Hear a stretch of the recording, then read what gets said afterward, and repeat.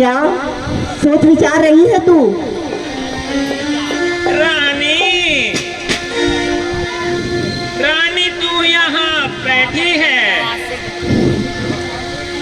और उधर कौशल्या दिखा दिया है। भरत और शत्रुघ्न को ननिहाल भेजकर राजा को रिझाकर उसने अपना जाल बिछा दिया है। क्या कह रही है तू मंत्रा? कौशल्या दीदी तो बहुत अच्छी है और राम को जितना वो प्यार करती हैं इतना मैं भी करती हूँ। और राम भी मुझे माँ माँ कहकर मेरे गले से लिपट जाता है। यही चाल है रानी, यही चाल है। मैं तुझे यही तो समझाने आई हूँ। अरे पापी, तू ये क्या कह रही है? राम तो जग की आंखों का तारा है। तू उसके बारे में कैसे विचार कर रही है? कैकेयी रानी, अगर तू अब भी नहीं समझी तो जरूर पछताएगी।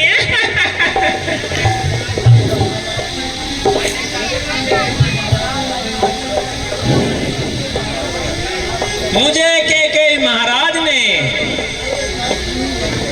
तेरे साथ यूं ही नहीं भेजा था, तुझे यह समझाया गया था यदि कोई कैकेयी पर विपदा आएगी तो उसका साथ देना। इसलिए मैं तेरा साथ देने आई हूँ महारानी। सुन बोल मंत्रा, तेरे मन में क्या विचार है? क्या कहना चाहती है तू?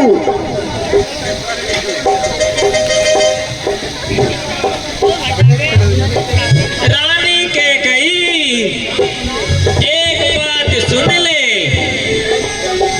मैं भी दासी और कुछ समय में तू भी दासी बन जाएगी। ऐसे कैसे मंत्रा?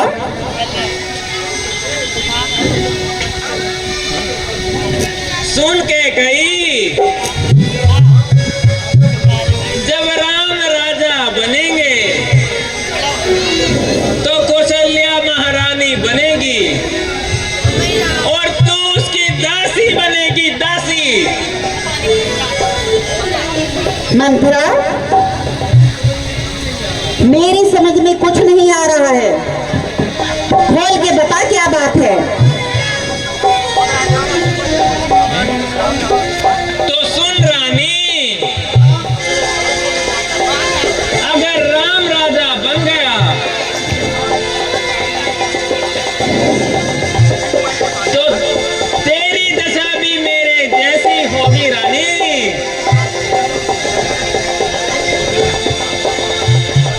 नहीं नहीं मंत्रा, ऐसा नहीं हो सकता। कैकेयी, तू समझ नहीं रही है। समझा मंत्रा, तू ही मुझे समझा। देवासुर संग्राम में तूने महाराज दशरथ की जान बचाई थी। जब महाराज ने तुझे 2 वर मांगने को कहा था मंत्रा,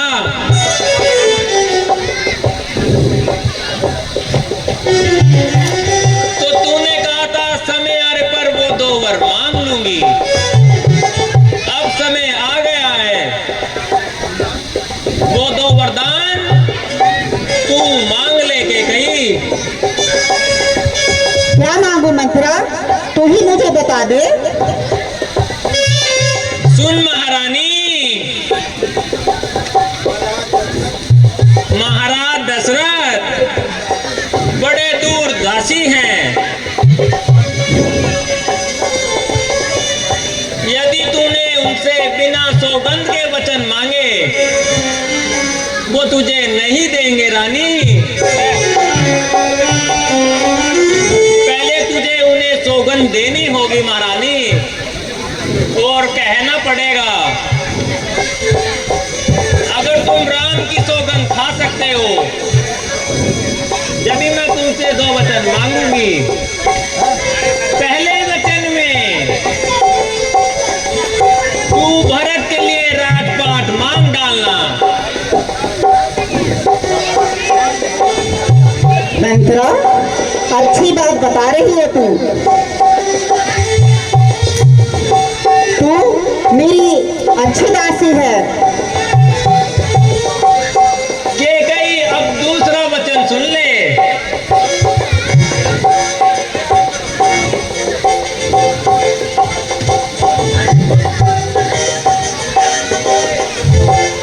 ये दूसरा वचन तेरे लिए बहुत लाभदायक है महारानी। दूसरे वचन में तूने राम को 14 वनवास भेजना है। मंत्रा, क्या कह रही है तू? ऐसा नहीं हो सकता। मैं अपने पुत्र राम को वन में नहीं भेज सकती, और न ही मैं अपने बेटे भरत के लिए राज तिलक मांगूंगी।